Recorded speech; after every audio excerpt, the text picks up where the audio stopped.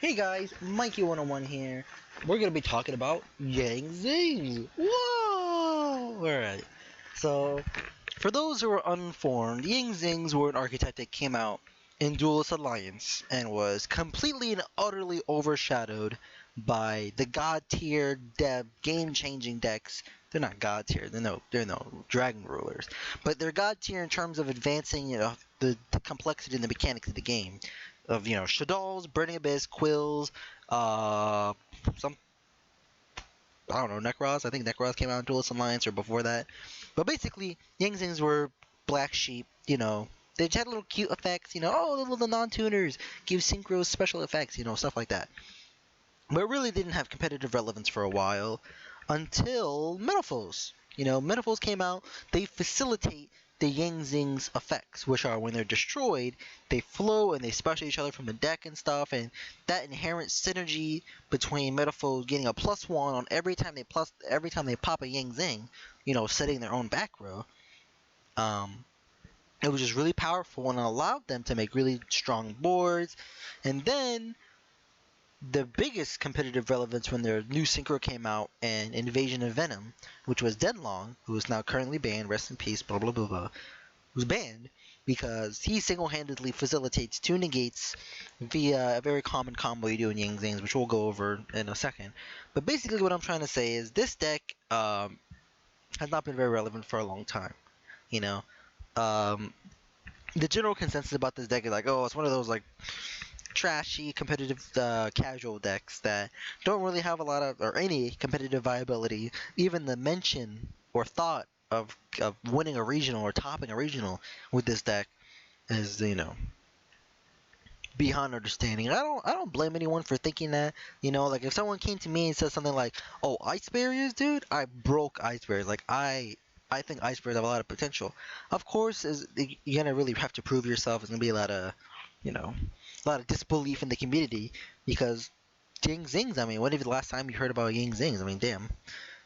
I really don't blame you. So this video is about creating a community for discussion and theory crafting about the deck, and I think that's very lackluster, for the Yang Zing community, of which there is very few. I'm sure there's people out there, I see like Reddit threads from like years ago and stuff like that. There's people out there who are interested in this deck who are probably playing it right now.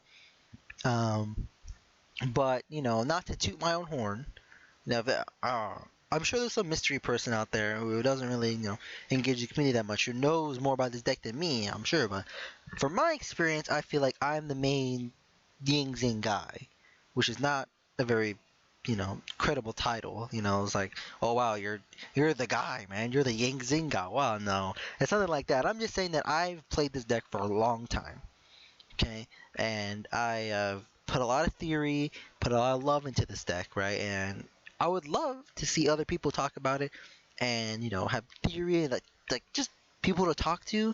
That'd be so sick. And that's the main reason why I'm making this video. I've tried other ways to like reach out, about this deck. I've joined so many like different Yu-Gi-Oh community related discords. I showed up in like 3 Mega Capital G videos recently. I guess I'm shouting, him out. Not the biggest credential, obviously, it's not like I'm gonna put it on a resume, but still, I mean, like, I think they were cool videos. I think they're cute. They're cool. I showed up on a Table 500 like a million years ago, but that was with Needle Fiber, and no one cares about that, obviously, because Needle Fiber, I mean, goddamn, back then we thought it was coming out, but look where we are now. Might as well be a fucking fairy tale. Um, but enough of that. What we're gonna do today is we're gonna look over this list that I have here. We're gonna look over every card and explain to you the purpose behind the deck and some basic theory. And from there on, I think I'm gonna make more videos on different aspects, like the plays and the boards. Pardon, I just ate some pizza a little bit ago, so I might have some burps coming out, but bear with me. And yeah, that's the plan here. So what I've got here is Metalfoes Gold Driver, right? It's a little Metalfoe. I mean, all the Metalfoes have the same effects except Bismuth, which we'll get to, but they're all the same. The low scales are more important than the high scales in your opening hand to have them and have access to them, because that allows Zefras to be high scale. If you're familiar with Zefra theory, or just just Zefras in general and stuff like that, you'll understand why that's important, because Zefras effect allows him to send a Zephyr monster like Zephyr Niu to the extra deck and become that scale. And so if I have a high scale, Zephyr Niu can't be another high scale, and therefore I don't get Zephyr Niu access. Okay, so really the difference between Silver and Gold Driver, another Metalfoes card, it's not very apparent. I would put Gold Driver as slightly more important, because he allows synchro plays into Taurus. He's the highest level Metalfoes we got in this deck. So with him and Silver, it comes up where you want synchro plays, and their levels are the easiest to manage around with. But beyond that, I mean, low scales are just important. And as for the steal-in, the other vanilla high scale we have, I mean, you just want access to them. You just want the option. Even if you don't really want to see like a lot of high scales in your hand or anything, it doesn't hurt to have one. Especially if you have like steal-in and then a low scale, that's fine. That's perfectly fine as long as you have complete scales and you can do your combos and stuff. It's not like terrible to have high scale in your hand. And you want them in your deck, for the grind game, I guess. You want to run out of targets in your deck to search. It's just it's basic deck theory stuff like that.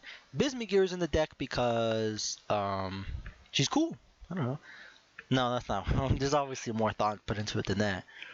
But Bismugear actually has a monster effect, which I think is the only main deck Metalfoes monster with an effect, which is a Skarm. She's a Skarm when she's popped, either as a scale or as a monster. I mean, she's Skarm for the archetype, right?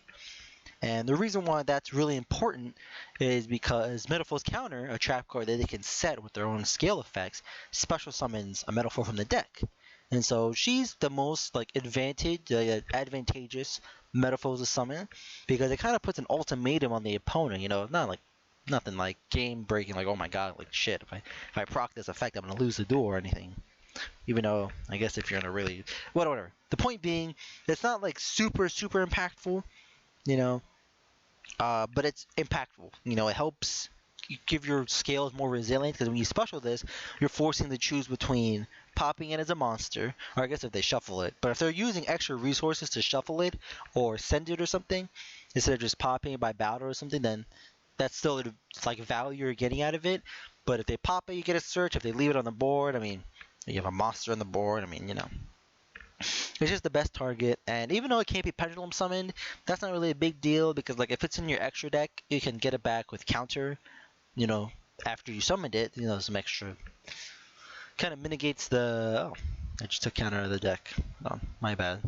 Yes, counter's bad. We just took him out immediately. I just had a sudden realization that Metalfoes counter was the worst trap card ever. Well,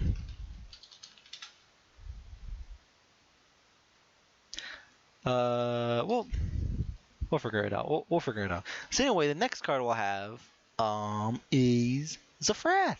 Yay, Zefras. Everyone knows Zefras, right? It's actually a deck that's relevant. Wow. The deck people know about, Zefras. Zefras, for those of you who may not be aware, sends a Zephyr card from the deck to the extra deck and becomes that scale, right? And the main objective of Zefras, of which we have 7 targets in the deck, is to send Zephyr Niu. And then we can pendulum out Zephyr Niu, and Zephyr Niu's effect is it searches Yang Zing or Zefras spell a trap. So it can search Providence directly, Oracle directly, or primarily 9 Pillars. Now, the reason why we don't search Zephyr Divine Strike is because 9 Pillars facilitate the Yang Zings to float, and we'll do plays with them with Chiwin and Graveyard and stuff. And that's something that 9 Pillars doesn't really offer. We have 9 Pillars in deck as an option in case we have weird hands, or we're further in the game past turn 1, we want another negate to search, we'll get 9 Pillars, or Zephyr Divine Strike. So really very hand dependent to search this, if you already have 9 Pillar access, stuff like that. This isn't your go-to option to go into. It's 9 Pillars that we want to search with Zephyr Niu effect. And then we have Zefraxy. It's just a low-scale target, really. I mean, it's the best one, in my opinion, because it has the tuner effect. If you're familiar with special summoned or pendulum summoned, it can turn a Yang Zing into a tuner, or a Zephyr monster into a tuner. I mean, that's not really relevant. But it'll turn Zephyr Niu into a tuner, into a certain play you'll have, It's just this is the best target, for what we want from Zefras if we need it to be a low scale, you know. And Ash Blossoms also for the Chow Fang play that I kind of that a little touched upon a little bit later, but I think that's for another video. I don't really want to get into boards and like combos, all this stuff. I just want to get through the deck list, explain some basic theory, like what we want to accomplish, like in the most vaguest sense, right? And yeah. Let me kill this dead air by talking about Zombow, dude. The not Ash Blossom, Zombow, dude. Yeah, I like this card a lot. I've been testing it for quite a while, and so far I've been getting really good results. So when Zombow is popped, not a win effect, by the way. Well, it's a win effect, but not a win. You can't. What am I trying to say?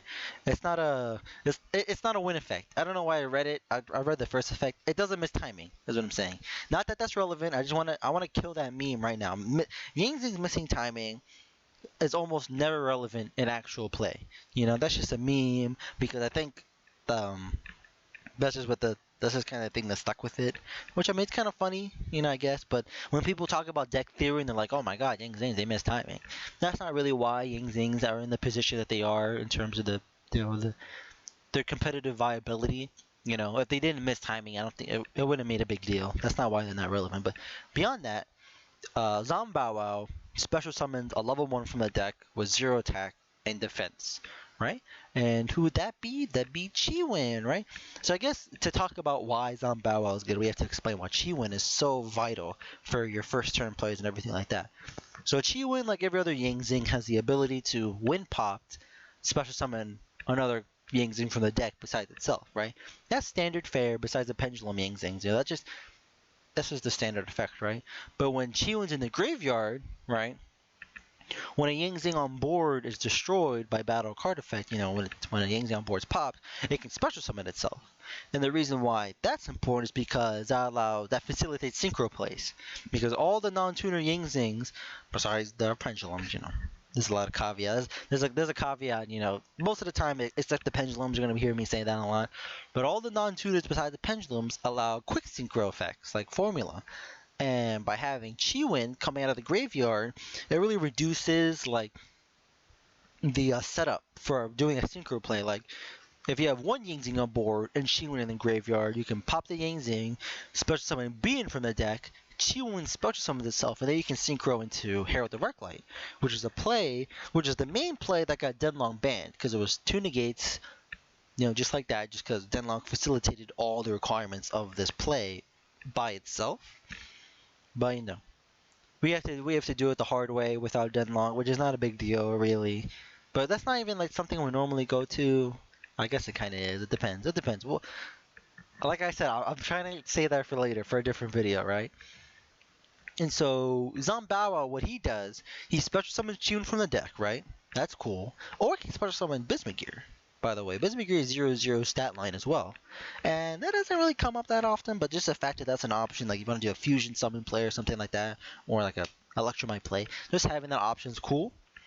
But beyond that, when it's after it summons Chiwin, in the end phase, it'll pop it again, and that actually activates Chiwin effect to special summon a Yang Zing onto the board. And so that fulfills, like 2/3 of the requirement, having a Yang Zing on board, Chiwin engraved, and 9 pillars for that play, right? It literally like cuts it, into by 2/3, if you want to put it like that. And so it just gives you extra more value than just a Yang Zing by itself, right? Even even compared to the having Chiwin by itself, like the thing that's better about it than Chiwin in hand is you can pendulum summon it, right? The fact it doesn't miss timing it's not really relevant because, I mean, like, the only thing that makes it relevant is, like, if you pop it with, like, Electromite F or something. But beyond that, I mean, it's pendulum summonable, it has better stats. I mean, it's like 1500 attack because of its first effect, which doesn't come up that often, but I mean, it's 1500 attack. And it's just a higher attack, it's a higher attack Chiwin, basically. If I could run this instead of Chiwin, I don't think I would. Because also, like, I guess, like, there can only be 1, 2 it outs that. Because, I mean, there can only be 1 isn't really that hard to out. But I mean, this makes it just slightly easier, There's just little niche, like just overall, it's just better than Chi-Win for reasons I think I've stated enough of, Besides the niche situations, it just offers a lot for the deck, and I think that's pretty cool. So Bien, we're only one copy of Bien because there's nothing like we don't really need Bien. Like if we needed Bien for to Herald play, we would run multiple copies of him. But with the fact that we can go to other synchros like Baxia or like Black Rose and stuff like that, we don't need to go into Herald. Then I mean, if we draw, we draw him, and that's unfortunate if we need to do that play. But he's not like a pure Garnet. He's obviously like his utility is a Yang Zing monster. Pop it. You can set it for like tuners and synchro plays and stuff like that. So. And also the effect that it makes the whatever synchro you use to summon with unable to be destroyed by battle also applies to Herald, which Herald as a monster on board is pretty impactful, especially when you can't just run over it, in the battle phase. So yeah, that's why we run Bien. Suwani, just another target. Besides the fact that it's a high beater, we run him because 1900 is relevant in a lot of scenarios. There's a lot of monsters that we can attack over. We can attack over, Striker Lynx, Sunlight Wolf. Just a lot of targets that they just use this to run over, to break boards. I guess he's not. I think it's kind of funny. He's not a board breaking card. Okay, that's not why we run him. We just run him because he's a level, and because eventually when people start attacking Yang Zings over and over again, we start running out of targets. It's good to have multiple targets. And Sawani, he's fire too, which is, I mean, I guess you make fire Chao Fang. It's kind of awkward to do, but you can make fire Chao Fang with Sawani for the Solomon Great matchups like game 2 and 3. But yeah, he's just there as a, it's just there for more floatability, as a more of a Yang Zing target, to draw into or to summon for his level.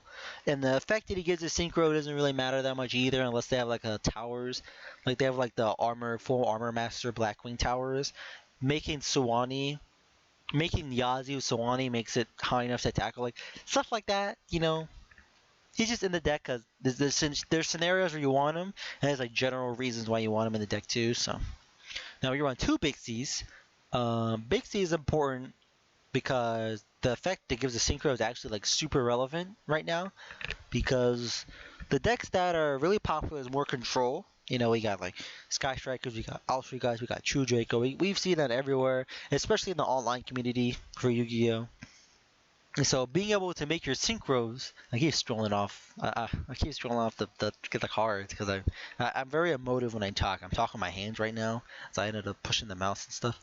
But Bixie making synchros unaffected by trap effect is really huge, because if your opponent has like skill drain up, or you want to solemn your monster, they can still solemn it, but what you can do is you can synchro summon it as Chain Link 2, summon like Herald or Horus or something, and then they can't strike or anything. Or if they have imperms, they have Lost Winds, they have protocols, apocalypses, or like stuff like that. The fact you can make your synchros unaffected and get huge value of like a Black Rose or like a Baxia is really huge. And beyond that, it's level, for conveniences, like having another Yang Zing target, by the way, just so you don't run out of them, and, because their effects are hard once per turns, right? So if you run in, like, the multiple copies of them on your field or hand, then you start to lose out on the, the variance and the control you have over what board you can make. That's why you have so many different copies of them. Like, you just want to be able to have the options. And I guess for Chao Fang plays, I mean, I guess they run into marine sets. You can make a water Chao Fang, which is relevant. That actually come up to me before because of a streamer I play against a lot that I do that to. He's kind of mean. I only done it to him like I think one time, but it was just funny when I did. Next we have Jiatu now. For those of you who came in, I already know about Yang Zing. I'm sure you're thinking like two Jiatu. Like Jiatu was the combo maker back then when Metalfoes Yang Zing was actually competitive and relevant. People knew what that was. He was the facilitator. He special summons two Yang Zings from the deck when you control no other monsters, right? How could you not run him like as a must-have? Like how is that not your go-to play? But the thing is, the game changed, and as a result of the game being faster and combos and cards being more powerful, there's more hand traps, there's more counters, stuff like that. And Jiatu's cost of sending 2 Yang Zing cards from your hand only to be ashed or veilered or impermed or gamut or all that stuff, it's just not worth it. It's really not. And this deck is more focused on being able to play through hand traps and stuff. Because if they have an Ash, you can chain block Zefras with Zefraxy, which is a play you can do. You can play through the Ash on Zefras. I mean, if they Ash like a search, it's whatever, depending on the hand. This gives you a bit more resilience that I think is very necessary for most combo decks nowadays, that you need to be able to play through at least 1 or 2 hand traps, or you're just not relevant, That's why there's less focus on Jiatu, but Jiatu is still a very key monster in the deck because of its level and the fact that it's a tuner. It's a dark tuner level 2, which means with Zefras, you make Baxia, which is arguably one of the best synchros in the game if it was generic. But even despite its materials, it's still very powerful. So being able to synchro summon to Baxia with Jiatu and Zefras, it warrants it having more than 1 copy. I wouldn't say 3. I remember testing with 3, and I didn't really like it that much because I'd rather draw Zombawa or Chiwin, Not to say that drawing other Yang Zings, drawing any Yang Zing's fine depending on the hand, but in the standard hand, I mean, it's maximally preferable to draw Zombawa or Chiwin, So you don't need Jiaotu in your opening hand. Right? You don't need to see him, but having 2 in your deck, I think, is very important. Just so you don't run out of tuners, you have the synchro plays and stuff like that. And besides that, his attribute, I mean, I don't really make Dark Chaofeng that often. It's kind of awkward. You'd have to run Tauti to make it really relevant. And he's a black sheep of black sheep, right? In this archetype, that's very, that's very outcasted. I mean, Tauti is basically why would you run Tauti? And the fact that I'm not even searching him up right now to explain to you why he's bad, I mean, I think it's self-evident. You don't have to worry about it. Pulao used to be Touty status, honestly, because, I mean, it's a level 1, which makes it really awkward for synchro plays. I mean, the effect it gives to synchro wasn't really all too relevant back then when, Metalfoes Yang Zing was relevant. Being able to be immune to spell cards, Raikeki wasn't really relevant back then. Dark Hole wasn't really relevant. I mean, they came back when Zoo came out, but at the time, spell removal wasn't really spell interaction wasn't all that, Spells were consistency cards, and that's why Pulao, because of his level and the effect they gave the synchro wasn't really relevant. I just right-clicked on it.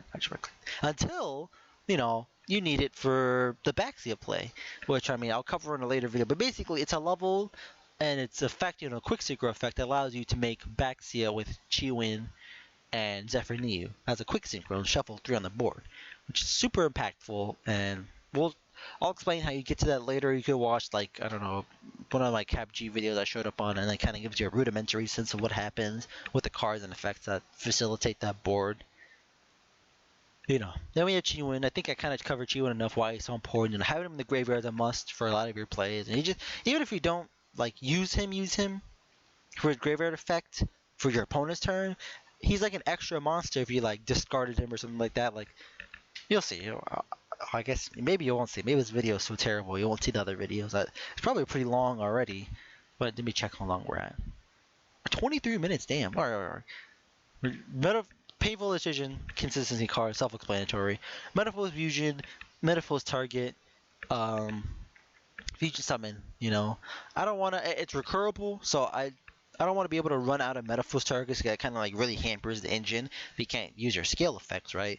So having Metalfoes Fusion and the target for the Fusion Summon being Mithrium really allows you to keep the engine alive through multiple turns. Just having this setup or set combination, set countering, stuff like that. Oh, they're in the graveyard, or I mean, counter probably be banished by now, but combination in the graveyard, Fusion Summon, shuffle this back, draw 1, shuffle more cards back.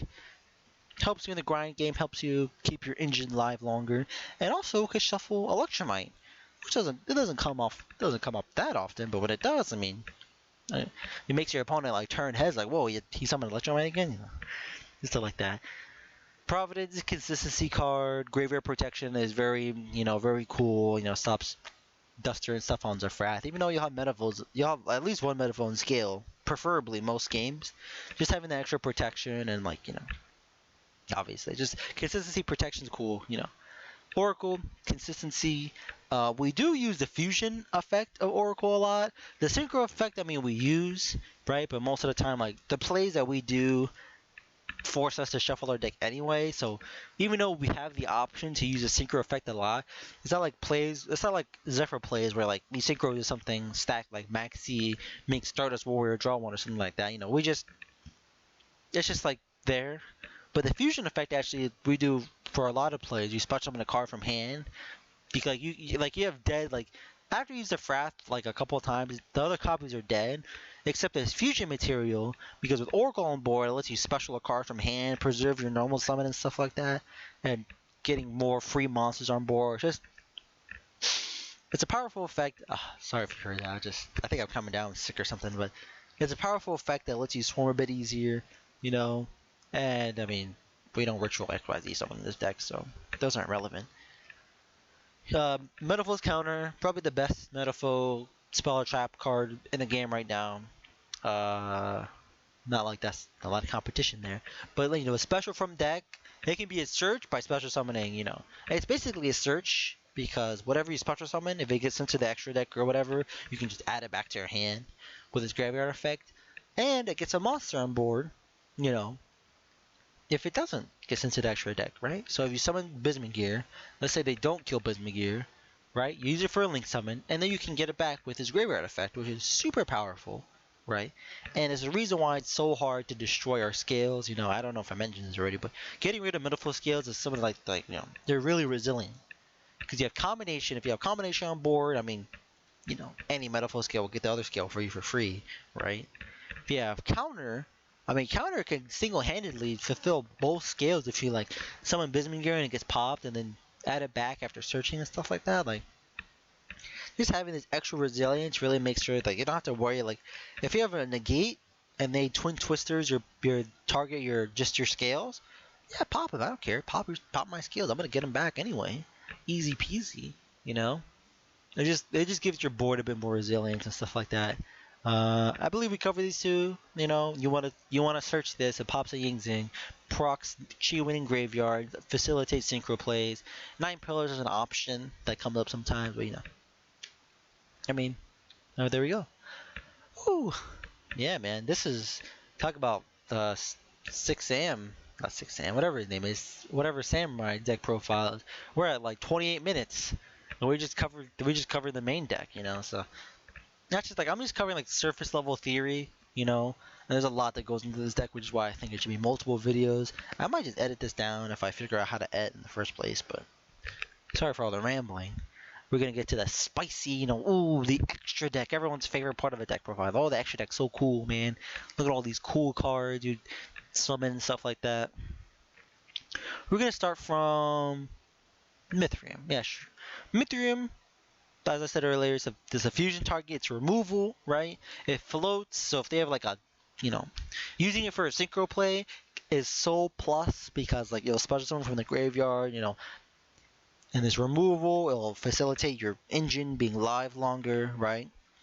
And also, if your synchro that you summon with it has an on-summon effect, which is basically only Black Rose. If you're not summoning any other synchro with Mithrium other than Black Rose, but you can chain block Black Rose effect with Mithrium's floating effect, which means they can't respond to it with the. Well, I guess they can target with Imperm or whatever, but if they have I don't know, if they have a monster negate, a board, let's say they have freaking Crystal Wing or Apollousa. Basically, it's not really relevant. It's kind of relevant against back row decks a little bit, but not really, because they'll have Solemns, and that just, whatever, chain block what? Chain block before it's summoned? Whatever, just negate summon of Black Rose. But it's more related to monster boards, that this interaction is more relevant, because they can't respond directly to Black Rose, unless they have Hot Red, but then, Rip Aggro Pain. we don't care about hot red anymore. That's where it's more relevant. And the same thing can be done with the Oracle. I mentioned that we don't use the stacking effect often, but I guess when it's most used is for chain blocking. So there you go. Chao Feng, it's like a VFD or a calamities. If you got to make a comparison, it's a calamities for specific archetypes that you want to make it with. It doesn't really come up that often when like there's a matchup and like we have to make the specific attribute Chao Feng. So that's kind of hard to do. It's kind of difficult. The easiest Chao Feng to make is light because we have Baxia, we have Chiwin. Those are very easy like monsters to synchro with to make a Chao Feng. If we're playing as dark deck, I mean, if we really forced it, we could maybe make dark Chao Feng, but most likely not really. That's just a really tough thing to do, and that's just asking to be mind controlled or whatever. So I don't think that's the most optimal play to do. But really, the main thing we use Chao Feng effect is, if we don't have any Yang Zings, like we don't draw any of them except like, the pendulum stuff like Zefras and Metalfoes counters, like Metalfoes scales and stuff like that. It's the best 9 pillars target because when it's popped, it'll search out Ash Blossom for you. So it's like a quote unquote like a 2 negate board, When you so even like you quote unquote break, you still have like 2 negates for the board. You have a lot of counter will be proccing stuff like that. I keep talking about boards, mentioning them, spicing throughout the video, and I shouldn't be getting into it, but whatever. Baxia is Baxia, right? I mean, he's like one of the best synchros in the game if it weren't for its material. I mean, look, it shuffles, it's removal, it's an extender. You can make it immune to a bunch of stuff. When summoned on the opponent's turn, it's super huge impact value. I mean, shuffling into the deck is like probably the second best removal in the game, besides banishing face down. It's just really, does a fucking good synchro. Like, damn, nice. Yazi, the most competitively relevant Yang Zing card right now. I mean, it's Yazi, right? People ask me like, why don't you just play Mare? And that's just not what the deck's about. I mean, it's not like we can use Mare to link spam or whatever. Like, Mare doesn't really offer us that much for our deck and our purposes, right? Like, we don't really need Mare. Yazi actually bunches some of his other cards, It does cool stuff with Chiwin and stuff like that, It's just, it's a good card, right? Untargetable. I mean, damn, if you played this game long enough, you understand why Yazi is so powerful. Excuse me, pardon. Let me hold on. Man, I'm like sick or something. Like my nose is stuffing up like a stuffed pig. Not the best mental imagery I want to give you guys. I'm sorry, it's Yu-Gi-Oh deck profile, not a not a health thing. But anyway, then we have Black Rose. Self-evident why Black Rose is good. I mean, it's Black Rose. I feel like I don't have to go into much detail on why a synchro deck would play Black Rose. I mean, it's a nuke board. Helps you swing momentum back into your advantage. It doesn't really harm us that much because a lot of our cards float. We have the Yang Zingy boys, we have Bismugear, we have the Metalfoes stuff. We have the Providence Engraved to preserve our Zephyr cards. So it really harms the opponent more than us, and it has won me like quite a number of games. So I think it just earned a spot here. Metalfoes Horus, I mean, whoa, a Metalfoes card, I mean, damn. I mean, I think Metalfoes Horus was relevant a little bit, like, I think some Pendulum decks played it, but, I think it's definitely the best level 6 Synchro if your deck can really utilize it. Don't quote me on that, though. I mean, I'm not checking all level 6 Synchros. I mean, I'm just from my memory, this just does so much, If you make it with a Pendulum, it forces your opponent to give you a monster they control, which is, I guess, non-targeting removal. It comes up, like if they have like a Avermax here. Granted, this is the only monster they have to control, but like you can Baxia all the other monsters or whatever, take their Avermax permanently. That's huge. I think that's a huge swing advantage. The second effect we made with an effect monster. I mean, permanent negation on a face-up card, like permanently negate Diagram, permanently negate multi-roll, permanently negate Floodgate. by making it immune. Like if they have a skill drain up, Metalfoes horse would be out to the skill drain, because we'll make it trap immune, right? I guess we can. Any of our synchros aren't out to. Well, I guess any of our removal synchros aren't out to skill drain. But Metalfoes horse is probably like the best one because it'll probably steal something too. The first effect, make it unaffected. I mean, that doesn't really come up that often. I guess it's chain blocking. Another reason why Metalfoes horse is so good because it inherently chain blocks. If you make it with like a monster that fits both criteria, like an effect pendulum, pendulum normal. You know, there's no effect normal, but that's basically it. It's chain blocking. It chain blocks itself. It's removal. It's negation for, I guess it's negation in the form of kind of removal, removing it from like impacting the game anymore. But whatever. I think I explained enough why this card's really good and why I'm running it. You can give it Bixie immunity. It's a worm, which is also relevant because you can make it You can use Baxia.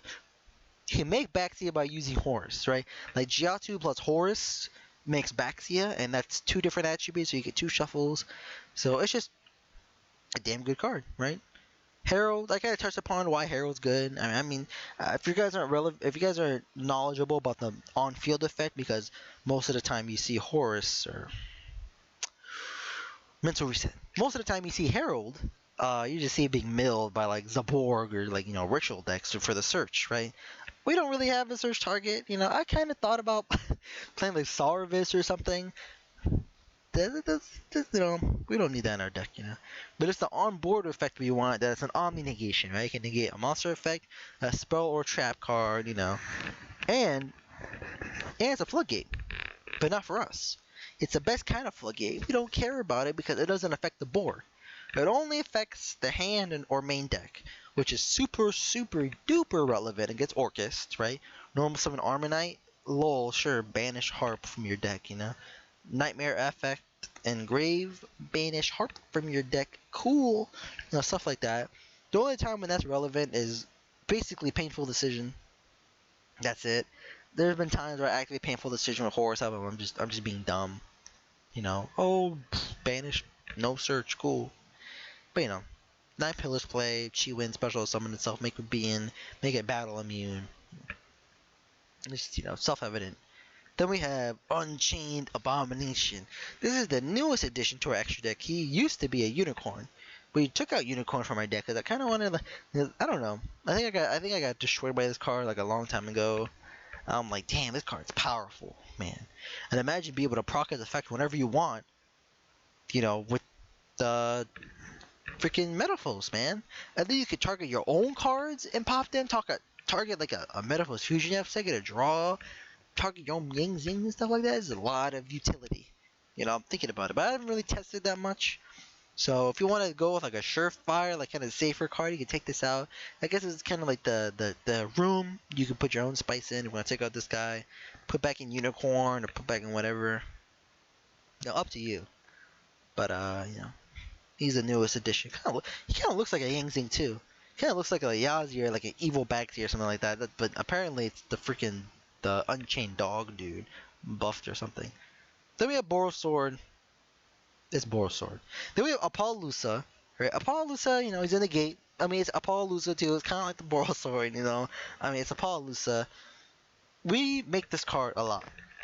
Unfortunately, it's the one card that makes his deck like super, like not super, but just not budget. This deck, the main deck alone is like 30 something bucks, But Apollousa is really like, damn, that's expensive, but it's necessary because it allows you, you can make it let's say turn 2. Let's say you go with like a board that doesn't, go full in the game. Like you go with a conservative board. Turn 2, you can make Apollousa, turn off your opponent's hand traps like, Ash, Nibiru, turn that off, and you can do your plays uninhibited, and, damn, it's protection during your plays during turn 3 or turn whatever, I think it's just really like it's a must-have. You'll see in a lot. Like you'll see in a future video probably with replays and stuff why Apollos is so important to allow us to not only make turn one boards but also protect us during turn three or turn two, whatever plays. Not really turn two.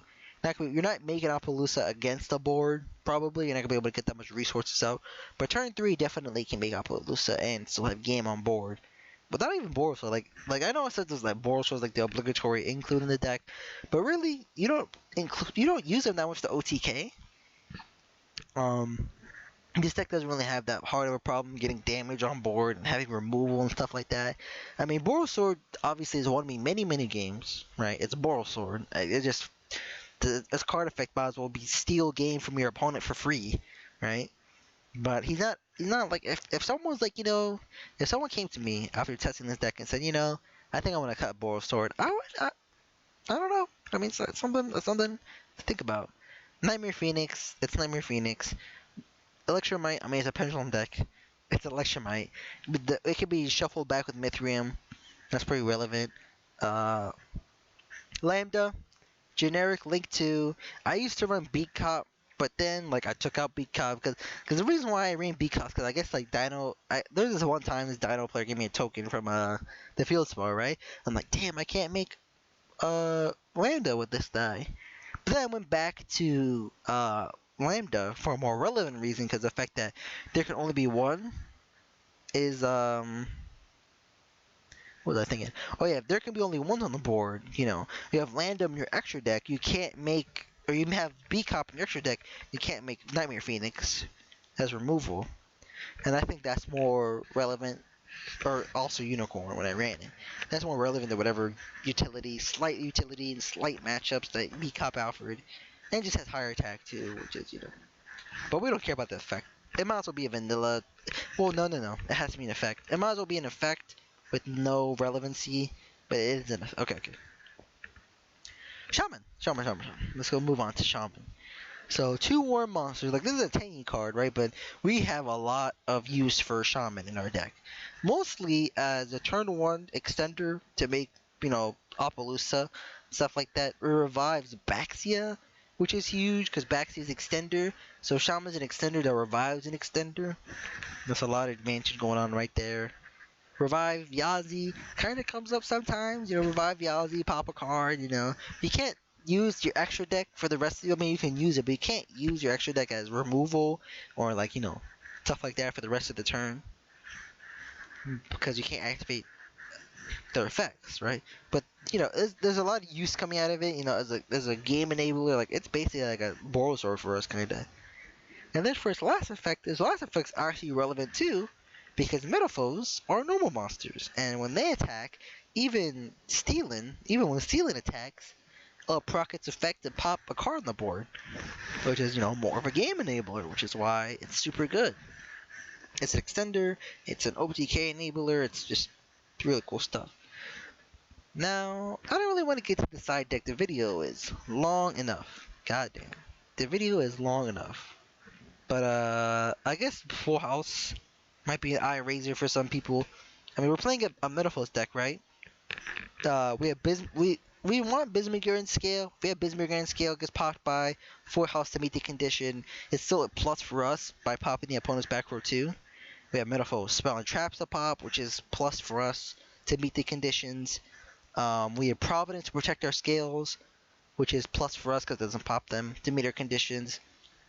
And the fact that it's just a flat out, just like game winning card. It's super duper. It's like Super Storm Duster.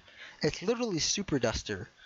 Okay, like you resolve Full House like it's Striker with full back row, like Ultra Guy or something. You win the duel, right? Like it's over. It's like resolving Red Reboot, another card we run. And the fact that we can meet the conditions super easily, I mean, I think it's super good. But for now, I think that's it for this video. I know it was a long one. And I don't blame you if you don't want to watch the whole thing. I mean, I'm not playing music or anything, and just my voice talking. But thanks for if you stayed this long. I'd like to mention some people in the I guess I don't know about specific people. What First, I want to mention someone who convinced me. He really talked me up into making YouTube videos about the deck. Is Brone Tome.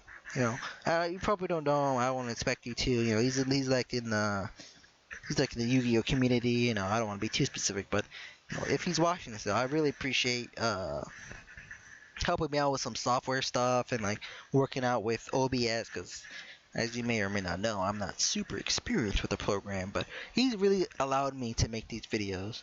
And another shout out I guess I'll do is the Farfa community, you know.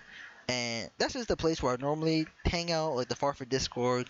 That's just where I normally hang out. The you like they know me as the Yang Zing guy, unfortunately, and to their ire, I'm sure I annoy them a lot with my nonsense, but you know, despite all that, you know, they're really a community to me. You know, they help me out. They made me better at the game. There's just people I talk to. They're really cool people there. You know, and despite the the roastings I might get or the taunts when I offer like a dumb idea or something like that or a controversial idea or something like that, they're a community I really appreciate. You know, help a lot.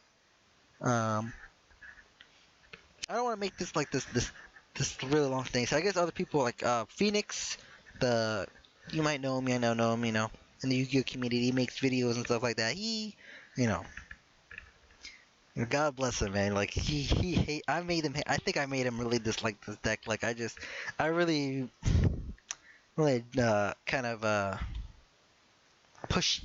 You know, I used to really be excited about this deck because he made videos about it. I talked to him all about it, but you know, despite all that, he's offered me some really good advice and theory on the deck, and I really appreciate it. You know, I think that's made me better as a pilot and as a player. You know, so that's really cool. I appreciate that. And I already mentioned Cap G, I guess. So that's about it. So look out for another video. Um, hopefully it's not 46 minutes long. You know, thanks for bearing with me and listening. And please comment below. You don't have to like and subscribe and all that. You don't really have to do that. That's not really what I'm looking for. But if you want to, that's cool. But really comment and talk about the deck. And you know, I might add timestamps. I don't know. I might add timestamps so like different points of the video, so people don't have to watch through the whole thing or skip it. You know, I'm sure that's annoying. But yeah, please, you know, engage in discussion. You know, talk about the deck. You know, that'd be really cool. All right. And that's about it. I'm going to end this at exactly 47 minutes for no real reason, right? About